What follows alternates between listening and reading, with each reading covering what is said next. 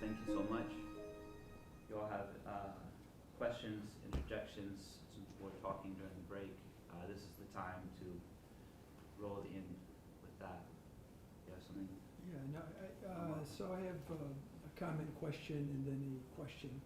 One of them is just sort of maybe a meta comment, or meta observation, I should say, and maybe you would have given some ishara, to use your term, in this part that you skipped. But as you were unfolding with your thing, it occurred to me that it seems like the discursive practices used here in this text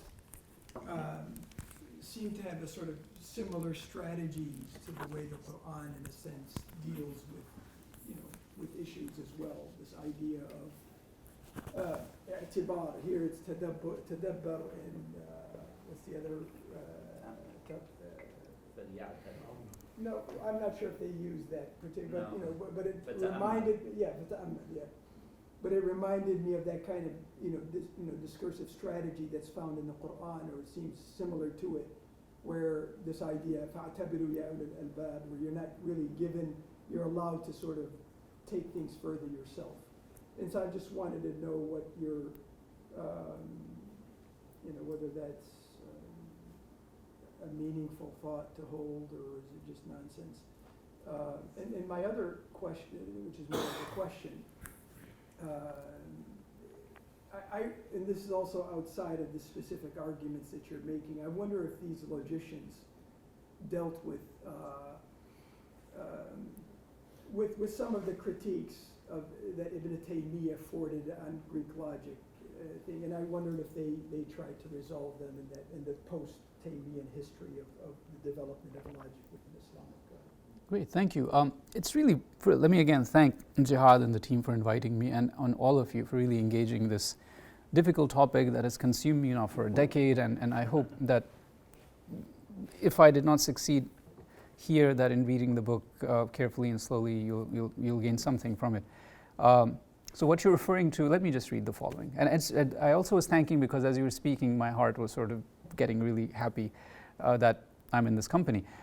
Part 1 of chapter 3 addresses precisely that point, and how the discourse and the dialectic imagines its course and itself. What is the commentary to these people, right? So here's one example, and I'll just read the quotation along with my statement, and then you'll see, I don't have to say more. He says, so I say, Mubin's, you met him, Mubin's claims about the method and purpose of his commentary, which I speak right above, were neither an exaggeration nor rhetorically hollow. Indeed, the significance of his statement can be brought into sharp relief when it is juxtaposed with the introductory sections of other commentaries. So here I present Qadi Mubarak as an example. He's another very early commentator, and I quote him now. The discipline of logic is the most lucid of disciplines in terms of demonstration, burhan. The treatise that the adept verifier, muhaqqiq, the subtle investigator, al-mudaqqiq, the perfect sheikh, Muhibb al-Bihārī composed, amongst its pages, is a heavenly book, Sahifa Malakutiyya, from which the rivers of the real disciplines flow, tajri minha anhar, for those who are friends of the rational disciplines. And I saw a large number of people seeking its solution, and although I am unique, I was also rather not humble, mutafarridan, in finding solutions to his impenetrable discourse, or Asad, and an unveiling kashf of its difficult parts, and so on. The language tells you how they're thinking about this. At another point, there's one commentator who at the beginning actually refers to the Quran directly, that the Sulam is like a Quran, which has secrets hidden in it. Another one refers to, indirectly to the Sir Maktoum of Razi, which is a work on occult disciplines, and it requires a commentary and unfolding, right? So the Sulam is like an oracle, much like the Quran is an oracle. It has presumably everything in it. It just needs to be spoken, and it's spoken through tafsir and through fiqh and so on. So the work of the commentator is really to unfold everything that is being hinted at and being presented in this Sahifa Malakutiyya And of course, they're not very humble, all that humble either, right? Because they have to perpetuate themselves as the oracles. They're hierophants, of course, they're speaking the oracle, but then, of course, they need to perpetuate it by being the oracles themselves. So he says about his own commentary, thus the commentary became a book of middle size that repairs the deft examination of the Sulam and includes subtle points and rare hints. متضمنا للدقائق وغرائب الإشارات. It gathers the literal, the haqa'iq, and unusual allusions, ajaib al-rumuzat. Right? So he's doing what the Sulam was doing. He becomes not just the hierophant, but also the oracle. This is what the commentary is exactly. It's this sort of like, you sort of give some hints, you reveal some things, you say enough, you curate, much like the Quran does too. Right? So that's my answer to that. I mean, you thank you. What chapter 3? This is chapter 3 of the book, part 1. It's called The Anatomy of the Commentary. Pascal, by the way, is a useful. Some of these people from before, I guess they knew what they were doing. So I have epigraphs too. This one begins with one from Pascal. It says, the whole chain of human beings throughout the course of all these centuries should be considered as one human being who's constant, who always subsists and who's always learning. Right? So we're not, over time, different people, sort of a synchronic development of our shared psyche. So anyway, so that's the answer to number 1. Sorry, what was the second question? Ibn Taymiyyah. Yeah, so the only thing they pick up from Ibn Taymiyyah, which by the way seems to precede Ibn Taymiyyah in some ways, already in what may be perhaps a pseudo dialogue between Ibn Sina and Abu Sa'id Abul Khair, is the issue that syllogisms require their conclusions as they require the conclusions to be valid, and they're not producing any conclusions. It's presented in Ibn Sina and taken up by the later tradition in the following way. So if you say every man is an animal and every animal is a substance, and therefore every animal is a substance. Every man is a substance. Sorry, what did I say? Every man is an animal. Every man is a substance, therefore every man is a substance. That conclusion, every man is a substance, is a particular case of the major, right? That every animal is substance because man is a particular case of an animal. So the argument that you get in these texts is that, well, the syllogism seems to be producing new knowledge, but it presupposes a conclusion already in its major premise. Now, Ibn Taymiyyah, of course, didn't deal with the issue in this fashion, but he, of course, was talking about definitions. Right? So he's saying that if you are able to conceptualize something, in principle you should be able to take all the particulars into account in order to produce a complete definition. A definition is presented by the major premise of a syllogism. So they don't engage Ibn Taymiyyah through the direct attack he was offering on definitions, but they are engaging him through the related issue of syllogisms. So yeah, some places in these commentaries, although the Sulam is not really interested in that topic, in some places you do see, like half a page of discussion of that, but they sort of leave that alone pretty much. Yeah. Anybody else? Yes. I was just going to ask, the conclusion you gave, the solution to the paradox that we began with, walk me through that solution again, the one that you posited, just when you closed. So I couldn't quite figure out what was the particular maneuver. Sorry, that might slip my mind. It's not, so the maneuver we already know. You turn to you understand propositions insofar as the subject terms are, posited ala hasab al-taqdir. And insofar as those posited natures are posited to be collected by the tag. Posited or supposed? Suppose, I'm using the same expression. So We you're mentally positing it. Supposing that Yes. Okay, right. Once that is given, then on that ontological plane with that supposition, the predicate on that condition applies. That's all they can do, because that satisfies condition number 1, satisfies condition number 2. So now we're done. But there's an underlying ontological commitment here, because the same problems, the problem is not entirely solved. It's not just about impossible or absurd subject terms. The problem also occurs with things like Zayd, which we didn't get into, right? Now, when you say Zayd exists, you still need to satisfy condition number 2.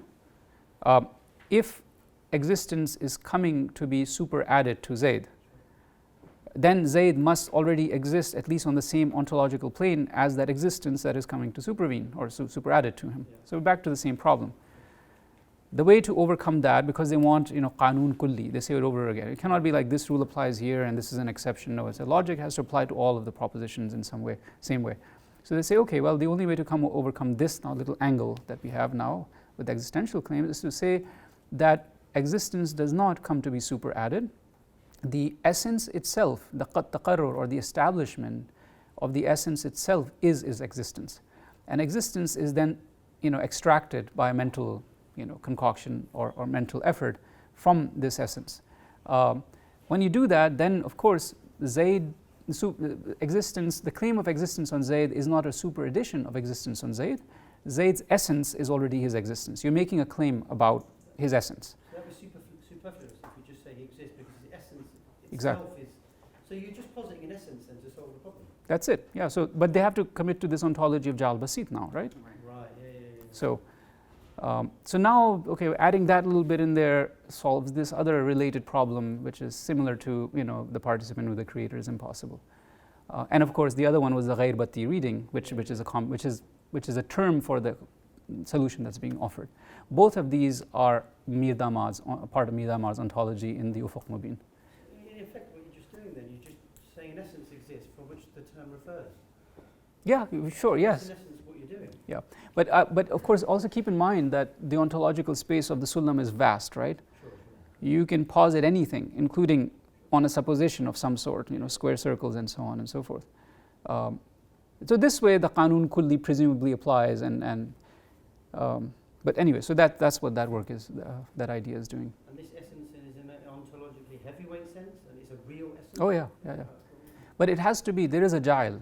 It doesn't, Sure, because it's contingent in the sense that it's been made, right? yes. It's not an eternal pre-existing. No. Created. I mean, I use the expression, I'm coming out with an article on the Jal Basid, which had a long history also in India, and the Sulam, curates you to dig into that space as needed, as we saw in the sort of dialectic that moves. So it's adopted in many places as a solution to these problems in the Indian landscape. They bring it in to do the task and the work. Yeah. You're translating it as generation? Is that actually? Well, one of my colleagues wrote a wonderful article, Bilal Ibrahim, from Razi to Mullah Sadra on the causation of essence. I think that's what he calls it. I like that expression, except that causation implies necessitation. Yeah. And these guys, they want Jail, to mean the fact of incipience. So insofar as causality precludes voluntary incipience, I'm not fully comfortable with it. And so I adopted production, which Fazlur Rahman actually mentions on like a passing moment in his Sadra book, The Philosophy of Mullah Sadra. But I like generating. Maybe I shouldn't, anyway. Because it leads to generator for Jail and the generated. It's pretty infelicitous, but anyway. Can you just repeat the name of that article? Yeah, it's a wonderful article. It's by Bilal Ibrahim. And Bilal Ibrahim's article came out in Oriens, I want to say 4 years ago. And the title is something like Causing an Essence. Something like that, causing an essence from Razi to, is that the same article from Razi? Yeah, just type in causing an essence, and I don't know if Razi to Mullah Sadra is part of the title, I can't remember, but that's what he engages. He goes from Razi to Mullah Sadra. Bilal Ibrahim? This is Bilal Ibrahim, yeah. It's a really good article, yeah. What's the translation that people have been using for Kaum al-Fasad? Generation corruption? Yeah, I know, so yeah. When you sent me the note about the article, I was like, okay, so he wants to talk about Kaum al-Fasad? Yeah. No, I went in a completely different direction. I didn't realize he was on a job in the globe. And I'm not sure, I might change it before the article is published, because maybe production is better. I don't know. Yeah. Can you explain to us the concept of Ja'al and Maj'ul, and it does come up? Give us your explanation. Yeah, so Closer to Hanoui's. I had the Arabic with me, but I guess we'll have to plug it in again. Okay, so I'm speaking from the perspective of late ontology, from the perspective of a 19th century author in India called Abdul Halim, who looks at the tradition all the way back and then presents the solutions offered by the Farangi Mahallis in South Asia. So very quickly, he presents that there are two main camps that relate to the question of Jal. One is those who embrace the idea of Jal Murakkab, and the other group is the one that embraces the idea of Jal Basit. The Jal Murakkab are people who believe that a thing becomes a thing, whether it is the sky being made blue by God as a basic idea, or an essence being made to exist by God, right? So they interpret it as the sayrurat shay, right? One thing becoming another thing, which presupposes something else being there already. So that's Jal Murakkab, it's a compoundedness. This is a very interesting sort of rereading of the falsafa tradition in the late moment. They don't necessarily think that the Falasifa and the Mu'tazila who have this position are claiming that essences are eternal. They leave their expression says, with the la'alla it begins. Perhaps they also believe in God creating the world, except that they believe in Him making things into other things. So anyway, that's another story for another day. The other one is the Jal Basit. So the first one, of course, is the position of the Masha'un and the position of the Mu'tazila. The Jal Basit is the position presented as that of the Ishraqiyun, which is what I was explaining earlier, that it is an incipience, which is the establishment of the essence, and the fact of the establishment is in fact the existence of the essence. And the notion of existence, therefore, is extracted from this essence as created in a moment by God. That's the main difference. That position, of course, is then embraced also by Mir Damad. Mullah Sadra, presumably according to this late reading, also adopts that position, except that he gives priority to existence. God doesn't create essences, He creates as an incipience existence as a unified thing. And then we what's the good word? Huduth, right? He just yeah. So God creates existence, and as a mental operation, we extract differentiation and essences out of that existence. So it's the same idea. It's a Jal Basit, except that it's reversed. It's not the essences that have taqarrur, it's wujud that has taqarrur. So existence itself is, essence itself is existence. So two questions here. By the way, thank you for your presentation. The relationship with logic and metaphysics, and that's something that I was working on nowadays. So I'm going to be using it in my common studies a lot.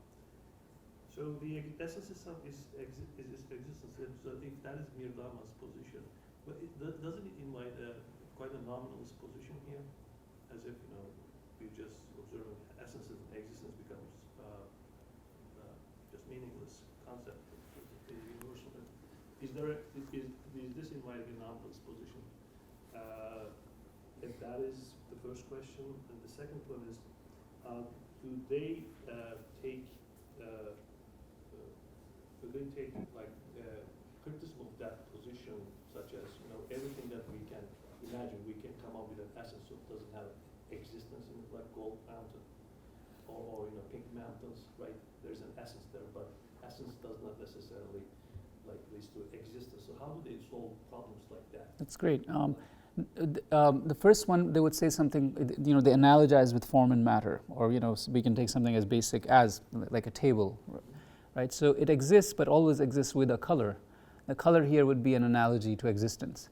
So it's real. It's not a mere mental, it's not a concoction. The table is real. It exists always with certain attributes at the same time. The fact of the existence of the table is the fact of the table being brown in this particular case. So that's the analogy. So the mind then would, of course, do the analysis, the tahleel, right? And would extract or do an intiza of brownness from this table. It's bundled, exactly. Right, so God is creating this unified thing, which is an essence, but the essence, of course, comes with certain realities along with it. It's not that this existence taken to supervene on an essence that already somehow is there. So that's how they explain it, in one of the ways. It's one of the arguments. It's not said in itself. It couldn't quite precisely be a bundle because they posit an essence, whereas bundle theory is just it's just a composite of properties conceived that just happen to. What we see is it's, I mean, properties, which is that So the bundling notion would come from your tahleel, right? So it is a unified one thing that God creates, this essence. Its creation or its establishment includes within it the fact of its being existent. It's what they're fighting against is the idea of existing coming to be superadded. That's really what they're after. So this is not a predicate. Is that their conclusion? It's not a predicate, but what? You can use it propositionally as a predicate as long as you realize that this is not something that's coming to be superadded to it, right? In the same sense that you can say this table is brown or some color. The table has a color. As long as you understand this table was created with a hardness and a brownness and so on in the same moment somehow, then you can claim brownness for it.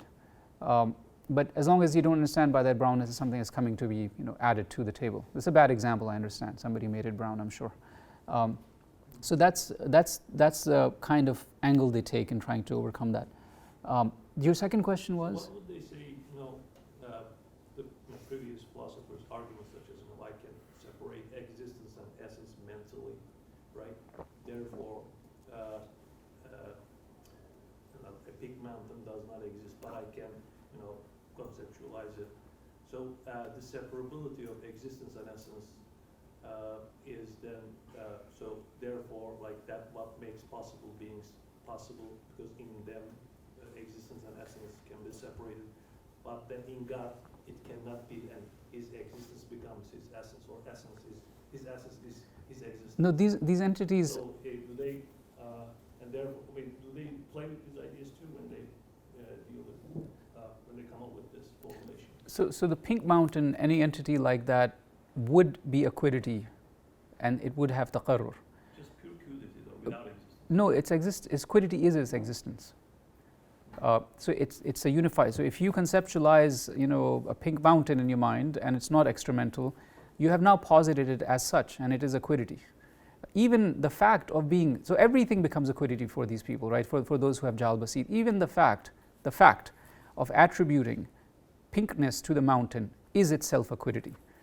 Any conception is a, sorry? How this whole problem of God being not just a quiddity then? The only difference that becomes here is that they say these quiddities are majhul or majhula, right? God is not. That's the only. Otherwise, their ontology becomes the same. God's essence is his existence. The existence of essence of a quiddity is his existence, except that the quiddity has, the character of being majhul. Yeah. Mullah Sadafar reverses that. Mullah Sadafar reverses it, but the way these guys are reading it is that the only reversal is that he's saying God is creating existence, but it's again existence that is, a unified existence. And, yeah.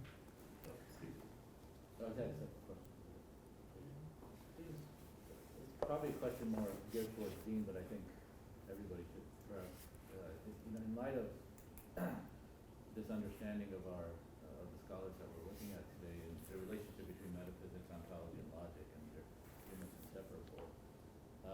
One of the criticisms, my question is dealing with this idea of symbolic logic now,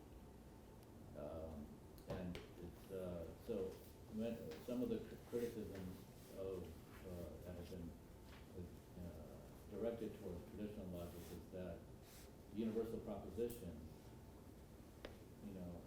imply existential import, and hence A and B propositions are not necessarily, considered in logic, as opposed to when traditional logic will consider all types of propositions, the four types of propositions here. And then, I guess the question I have too is, many of our works of logic, we don't see symbolic logic develop as it has, in the Western analytic tradition. And why would that be, and how would developing a system of symbolic logic, is that predicated on this conception that logic does not have any ontology, and hence should not have any, and then hence we can develop symbolic logic, which doesn't imply any type of metaphysics or ontology. So I wanted to piggyback on that, add something about the Carnap-Heidegger thing. So I'm not a big fan of Carnap, but the Hasan of my Hasan, my Rafiq. that out. Yeah. I was guessing that you would. Isn't Carnap assuming a paradigm within which he is able to criticize Heidegger, whereas Heidegger is blowing up all paradigms?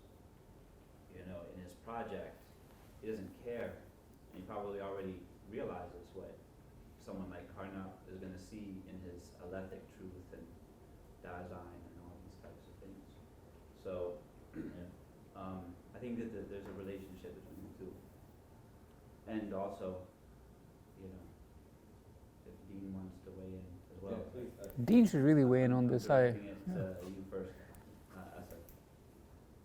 You're looking at me first, so you I'm looking charge at me you with first. a response. Well, my question is directed at everybody through Dean. Yeah, yes. It's not going to work. Sorry. I mean, I'm no logician, you know, so I sort of use logic in doing other things, you know. My sense of the history of the thing is that you did have Frege and Russell thinking that they were developing the logic, and Principia Mathematica was going to be the actual logic, you know, and that because it differed from traditional Aristotelian logic in the way that it had more than one way to construe a sentence that Aristotelian logic construed in just one way, and that does sort of show a way that you could make a mistake if it wasn't clear, you know, if there's an ambiguity that's not made evident, you know, that's helpful. But I think the project of developing the one true logic is just, that's kind of done. And the idea that there's a sharp line between logic and metaphysics, and the part of metaphysics called ontology, that we can draw a sharp line amongst these I don't think that's widely held anymore. And so you have people developing. I mean, you know, in Quine you have somebody who just thinks predicate logic, that is just the best. And he was aware that there were different systems, there was higher order logic. He didn't like it for different reasons, and so he's narrower, you know, thinking, well, we should really stick with this logic which we really understand. But that's no longer widely held, and so you have people exploring all different kinds of logical systems, including higher order logic, and you know, and modal logic gets developed in explicitly metaphysical terms. And the argument in Williamson, Timothy Williamson goes, here is a really nice system of modal logic. If we're gonna, it's so nice and it's so elegant, it turns out if we take it seriously, it commits us to the necessary existence of everything. Even things that you thought, you know, your merely possible siblings and so on. We should accept their existence, and he means it metaphysically. I mean, he means this like it's a matter of metaphysics. David Lewis, of course, has a similar but different, wildly extreme metaphysics, which is driven by his thinking that we have to make sense of modal claims. We need a logic for it. He lets his metaphysics actually shape his logic. So in David Lewis, the most natural thing to do if you're doing modal logic is to think, you know, if I am possibly a doctor, then there's a possible world in which I'm a doctor, and when we're, you know, trying to kind of do the semantics for this logic, you assign me to that world, and I'm in the extension of the predicate being a doctor in that world, and so on.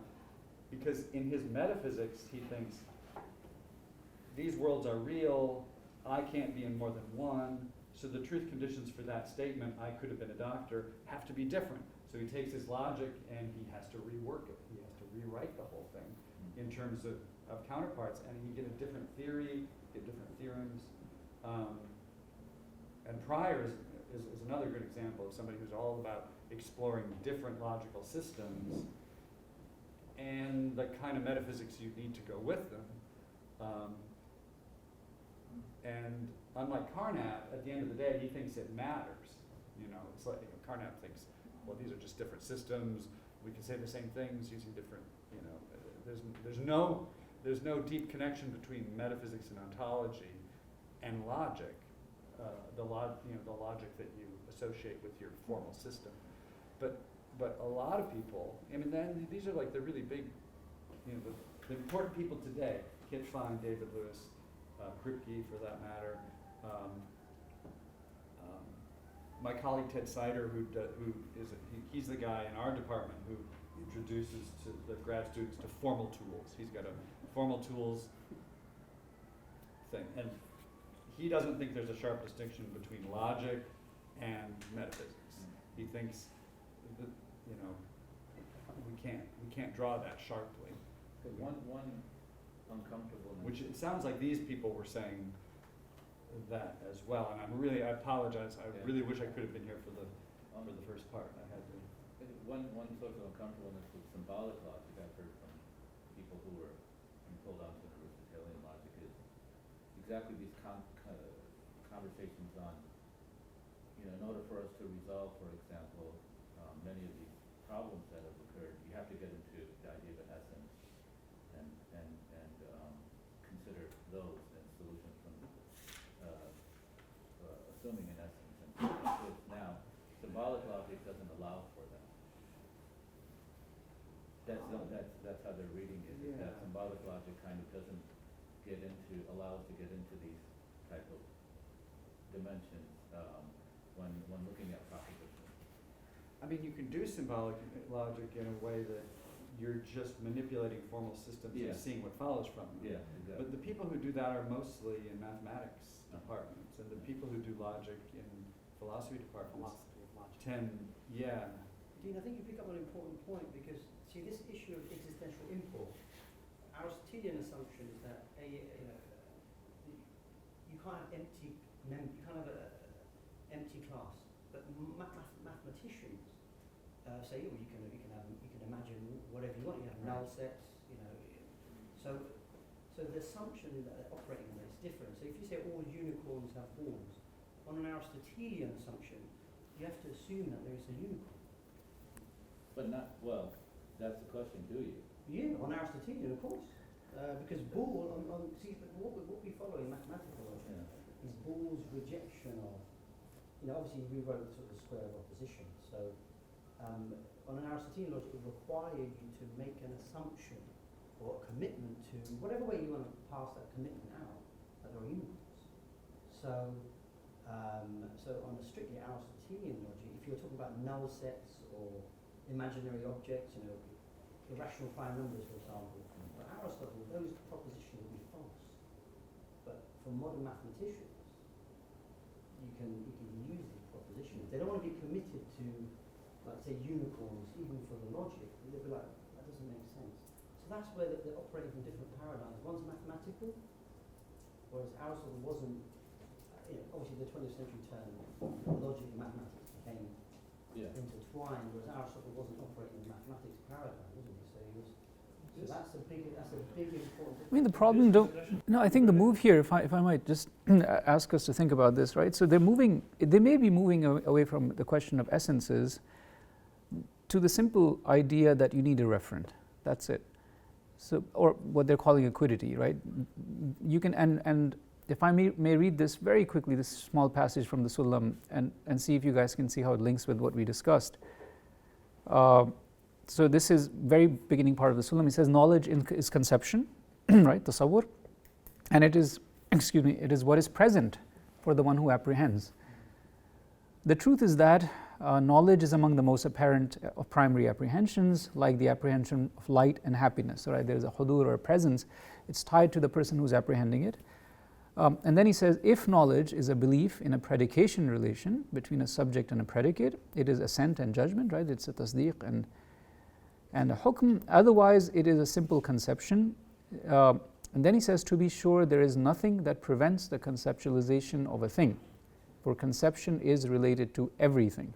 Right, so what he's presenting as a paradigm, if I might very, very quickly, I know we want to eat, is that the basic demand here is that there should be a referent, right? So conception equals knowledge, which is being apprehended by the apprehender. So it is the object of knowledge is the mental object, that's it. That then is divided into assent, right? A is B, which itself is being, that propositional claim is being conceptualized in a propositional form, not through the levels of predicate logic. And it could be a simple conception, right, so of a horse, for example.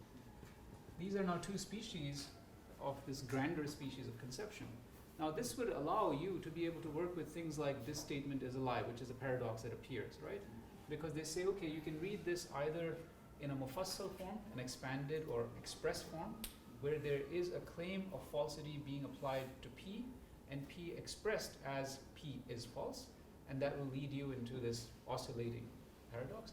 Or you can take P is false as P, having certain properties as an object of conceptualization. One of its properties is falsity. So when you say P is false, you're simply making a true claim about this object that you have conceptualized, not as an assent, but as a unified, a proposition with a unified quality, right? And falsity being one of its attributes.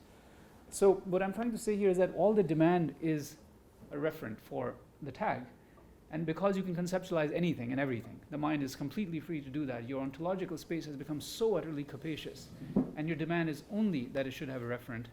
You can do all this kind of work. You can talk about, square circles and so on and so forth. So now I wonder, given what you're saying, and again, I hate making these, I don't know why I hate it. I mean, I was trained in analytic philosophy as an undergrad in my early graduate school. I guess maybe as you get older, I was saying to Fuad, you become more rebellious and you just sort of resist things. And so I'm a bit intransigent. So I don't like making comparison, but what you were saying, it's not too far from a sort of a turn towards a mathematical conception of claims. Essence is not a demand. It's not that they're looking for. The expression they use is mahia, all right? The whatness of a thing. If you can just posit a thing in any, with any whatness, it doesn't need to be a real man, whatever.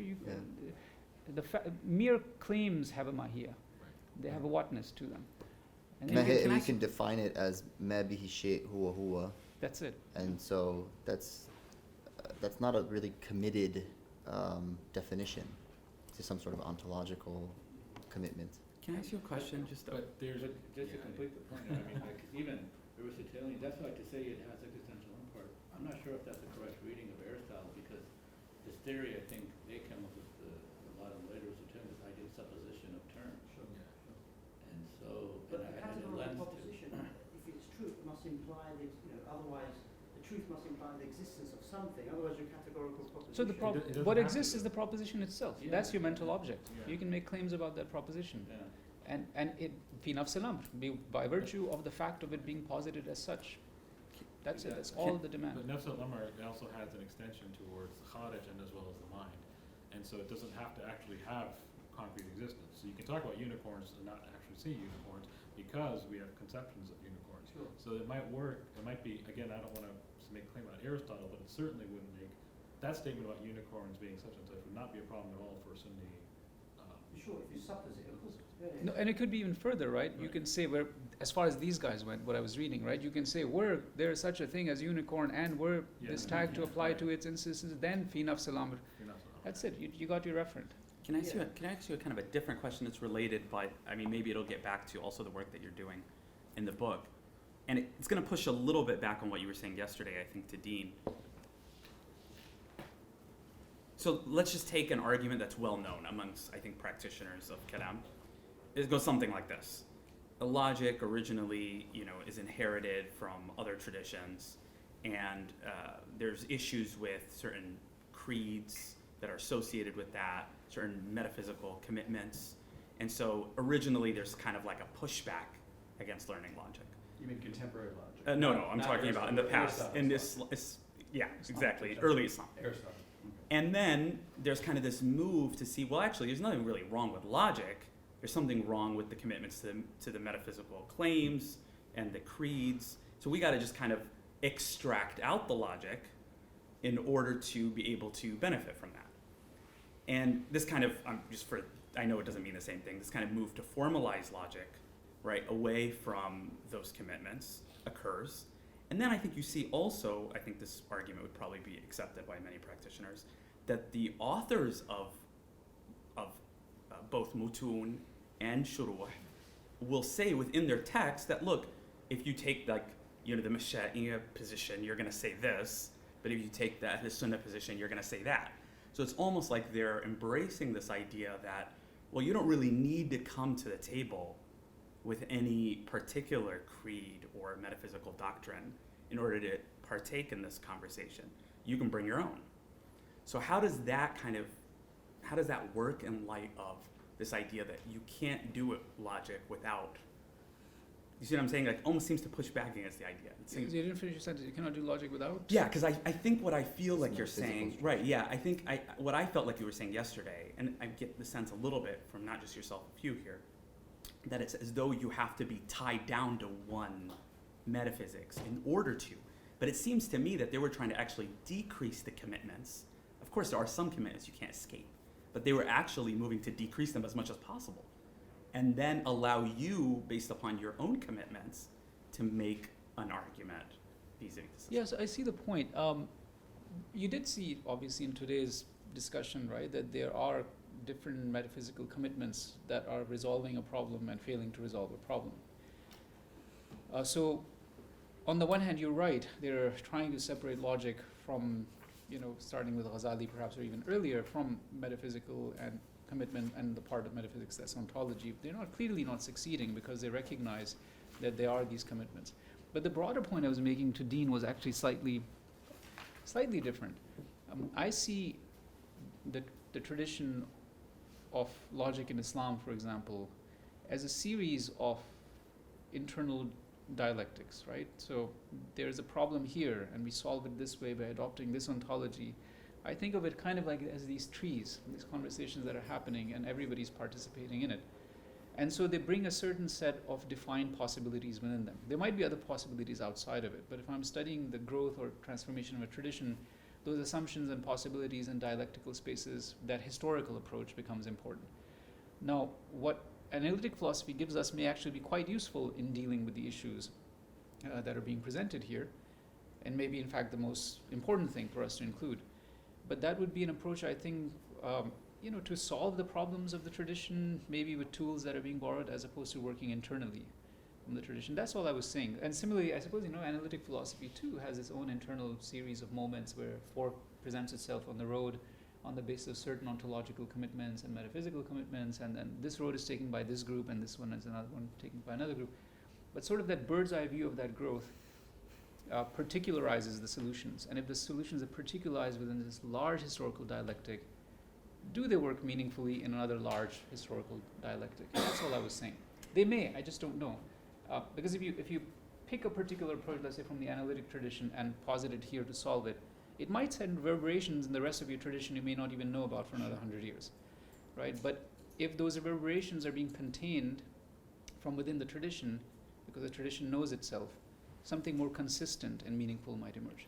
That's the broad thing that I was... That makes sense. So just to kind of just piggyback just the last part of the question, so you do kind of agree with the idea, given your extensive work on logic, that's why I'm asking you, it's more of, I'm asking because literally you're an expert in it, that they were actually seeming to try to minimize the commitments. I think that was part of the idea. They recognize you can't separate them, but they were trying to minimize the commitments and then allow for the practitioner of logic, whatever school they're from, to make sense of the question at hand. Or do you think that that's not? No, I think they're certainly trying to minimize it. I think it's a failed project. I mean, I think as Dean was saying, logic in the Western tradition too, which I haven't frankly studied for some years now, has come back to the point that there are underlying ontological commitments. They may be part of the history of essentialism or the Kripke-Lewis debates about modalities that are being brought into. So I think those underlying commitments are always there, and the same with the Islamic tradition. And the basic point, just to repeat what I was saying, is that if you take even a very good solution from one side using the other, because the other one has a whole dialectic within which its questions, inquiries, and solutions are being presented. That solution may look good for that space, but the space is connected to so much else that it might really mess up the system. That's pretty much. Anxiety there about analytic tools, like being borrowed into the tradition. One of the same anxieties played out ulama when logic was being brought into the theology, or the tools of peripatetic philosophy. Even the Neoplatonic machinery was being brought into. Did they have the same anxieties? And then you see now you've integrated it, and it's part of the language of the discourse. Yeah, I think that's what Jihad was saying yesterday, and I should take Jihad's comment very seriously, right? And I guess I don't know, maybe I'm old-fashioned or something. So I guess I'm not. Anyway, so no, Jihad was saying, right, that this is a discursive space now that's happening in America, and there are various traditions, and a tradition being outside of the dialectic of the long history of Islam in this space may not make sense. I don't know. So I'm just holding on to maybe some old-fashioned views. I have no idea. But anyway. Well, I mean, part of it is probably the perspective of a historian who sees, I think early attempts by analytic philosophers to understand medieval logic. Some were, ham-fisted or simple-minded, I think, but became more sophisticated. And what they were trying to do was not so much take it and force it into Principia Mathematica sort of form. They were trying to, let's, as in contemporary logic, let's figure out, okay, what are the well-formed statements that you can make? What are the recognized parts of the language? And then what are the axioms? And what can you infer from them? And how does it differ from Principia Mathematica? And the result was lots of different systems. And some of them, like I was sitting with Kit Fine on a train, and we got stalled outside of New Haven, and he was writing for like an hour. And I asked him, he doesn't talk a lot, I asked him, what are you doing? What is the system that you're writing down? He said, I'm not sure yet. So he's laying down some axioms, and he's not sure what it's good for, and it turned out to be, it's like a logic of grounding. We want to say this is true in virtue of that, and you can't always explain that in terms of even modal logic, but you can have a logic of grounding. And it's just sort of a request to tell us what the, how do you form things that can be sort of propositions? How do you form them? And then what can you infer from what existence claims are there? Or maybe it's more Meinongian, and you don't, something can be posited that doesn't exist, and so on. And that's how I see contemporary analytic philosophers developing logics, plural, and unlike Carnap, they're interested in, what are the metaphysics what is the metaphysics that's being presupposed? I think part of my approach also has to do with a series of events that happened in my own formation, right? So when I first read Avicenna, the Wasfi Dhati distinction, and in fact might even have it in writing. I think my first article, when I was like 20 or something, 21, I thought that that Wasfi Dhati distinction in his modal logic corresponded pretty nicely to the De-Re and De-Dicto distinction. So now I feel what happened is that when I realized that's not quite what's going on, is that I feel that there was a dominant discourse that had taken over me, and I started seeing the tradition through that lens. The same thing happens when I study usul al-fiqh, theories of Islamic law, or basic concepts like nation and so on. There's a history behind how texts are transformed through the reading lenses. So I'm going on quite a bit of a tangent trying to explain what my resistance is. Like, for example, my graduate seminar right now is on a philosophy of Islamic law. And, we read quite a bit of 19th and 20th century European traditions on it, but goes back to Hobbes and Aquinas and others. And at the end of it, when we got to our Arabic text, we realize I can't really find the same kinds of concepts in these texts, and I need a different kind of perhaps philosophy of law, distinct from the European one, right? So I mean, there's a law that may be grounded in a positivist approach, for example, or a natural law theory. I mean, are those notions really available in those precise ways in the Islamic tradition? It doesn't seem to be clear to me that they are. Like so those are the issues that I face. There is a dominant discourse, and I just want to caution us and myself about embracing it in reading the textual tradition. But the analytic tradition may indeed, its instruments at this point may be entirely useful and applicable. We just have to be careful, I think, that's all. Another thing that, I'll finish my little spiel here in a second, is that it might be also another element of my formation that the first article that I was writing, because at that point I was training in close reading of these texts in Arabic. I love Nicholas Drescher, by the way. But I was warned by some, brilliant mentors, don't go there. Certainly not yet. Because, they were worried about his handle on his philological capacity. And he's a, I think, brilliant philosopher, in my view. But I actually had read him, and in that article, I deliberately did not include him. And still I made a mistake by going to the scholastic tradition or something, right? So I think those are the cautionary tales I carry with me. Whether it's Islamic law or theology or logic. And I think that's what I'm trying to say. That's